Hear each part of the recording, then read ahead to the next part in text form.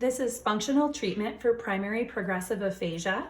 This resource is organized into 5 sections. The first section is going to walk you through a person-centered assessment and goal writing for this population.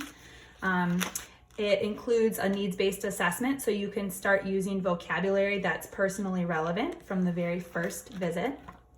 The second section is all about education for primary progressive aphasia.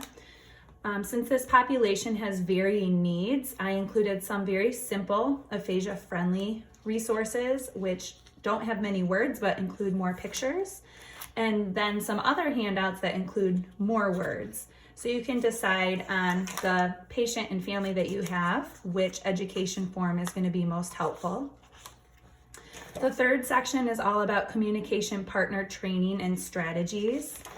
Again, you're going to have different education or strategy handouts. They are going to incorporate icons to be more aphasia friendly, and they're going to be organized by whatever the need is. So if somebody has reading difficulties and wants to try reading strategies, you could just jump right to this page.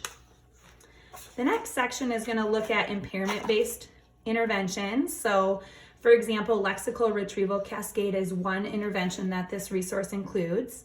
It will kind of walk you through the steps for what you have to do for this treatment, and then it'll include all of the templates that you'll need to document this and use in therapy. And when appropriate, I also included the home program template, so you can just copy this sheet and send it home with your client. The fourth section is looking at low-tech AAC as well as high-tech AAC. So the low-tech section is going to just walk you through different communication supports that you could use.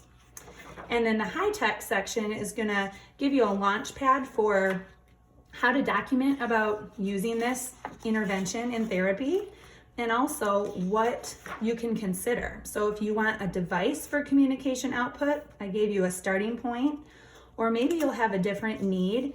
Like maybe the patient just is having reading difficulty and you want to try some apps or different technology options, then you can just jump right to here. Then the last section is looking at important conversations.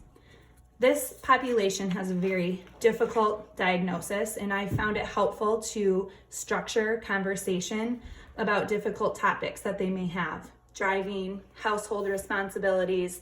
So I've created picture supports to help have these conversations.